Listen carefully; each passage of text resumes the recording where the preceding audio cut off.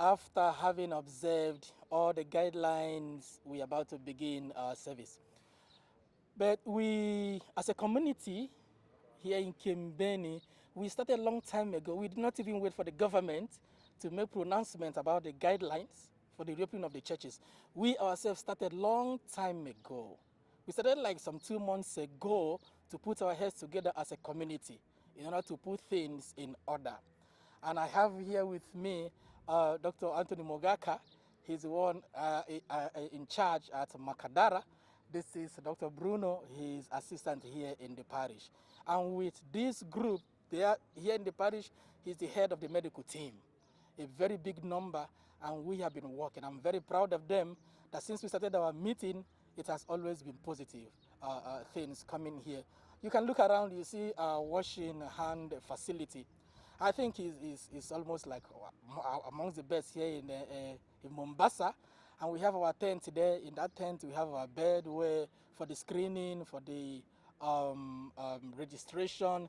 And then the other partition, we have a bed where if we have any patient, then somebody whose temperature is high, then we take them there for some time.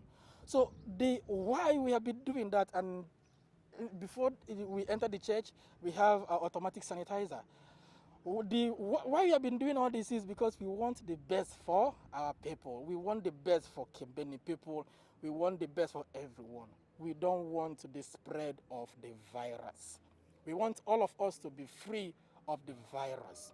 We want all of us to observe these guidelines that have been given us by the government and also by the church, because if we observe the guidelines, it simply means that in no distant time, the virus will be gone.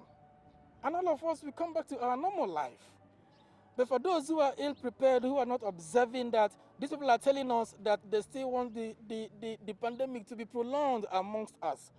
But we took our time here in our own community for the benefit of our people to observe all the guidelines. Every one of them, we did not take any for granted. And so I urge our people out there in our country that we should do our best, our possible best, to adhere to the guidelines that have been given by the government so that we can curb this pandemic that has come amongst us. We don't want to live this way. We want to live a normal life. But before we do that, we have to sacrifice a little of our own time and energy and resources to put on the guidelines and observe them so that in no distant time, our normal life will come back to us. I want to equally urge our people. There's so many who have lost their jobs. There's so many who have nothing to eat. There's so many out there who are just hopeless and are depressed.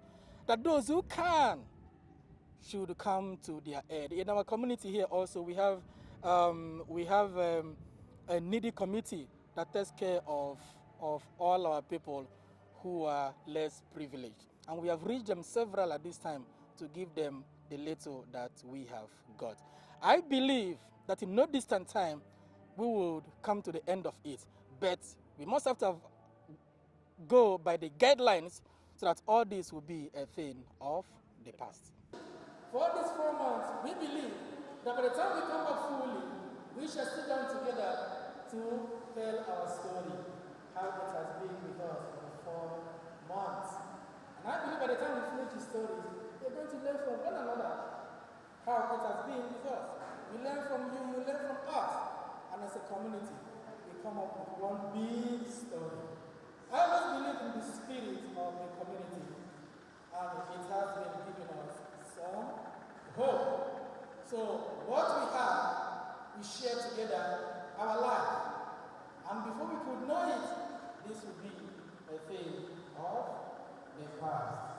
And so we continue to profess what we believe as one big family. God bless our holy family. Okay, my name is Dr. Anthony Mogaka. I work in the Coast Provincial Children's Hospital. I have my emergency response team who are always on the ground, and we have divided them in different masses so that they can cover the whole of our Sunday gatherings. And in that regard, we also have another area of disinfection of the church.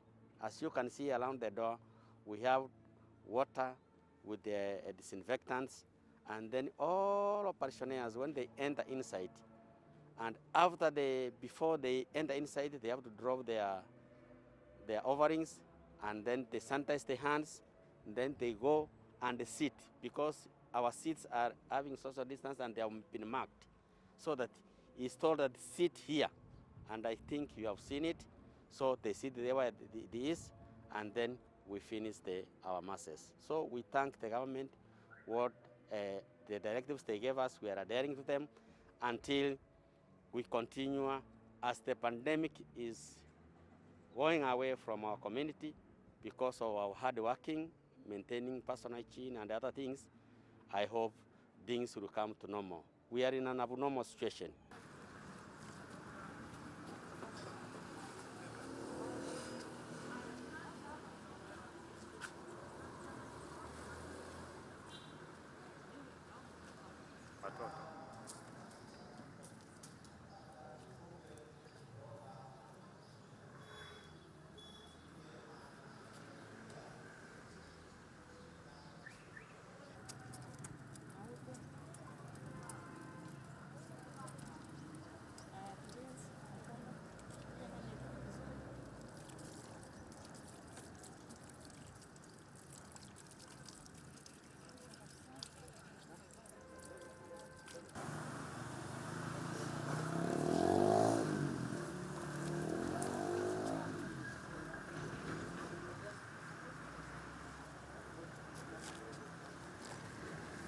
Sawa. Okay. You can walk out. Sawa. Okay. This is the phase we have a patient, we have suspected. Okay.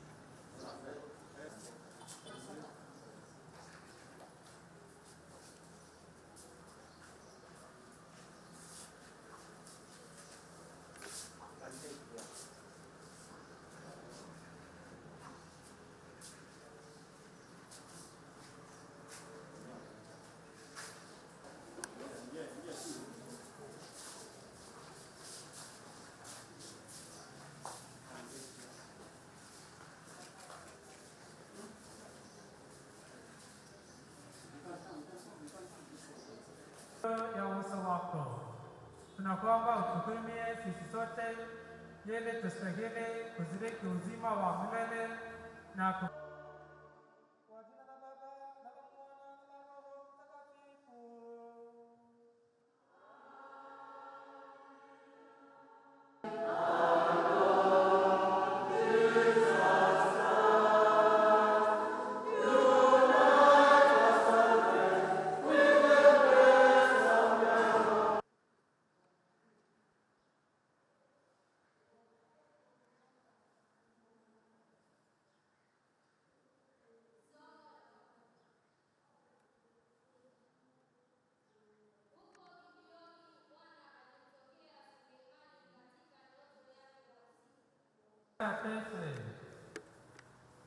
Alitoa mkate, akashukuru, akaumega na akawapa wafuasi wake akisema,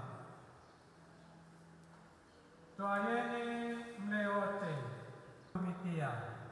Tunaomba kwa unyenyekevu Roho Mtakatifu atufanye tuwe jambo moja sisi yani kutukamilishe katika upendo. Sisi pamoja na Baba Mtakatifu wetu Francis na askofu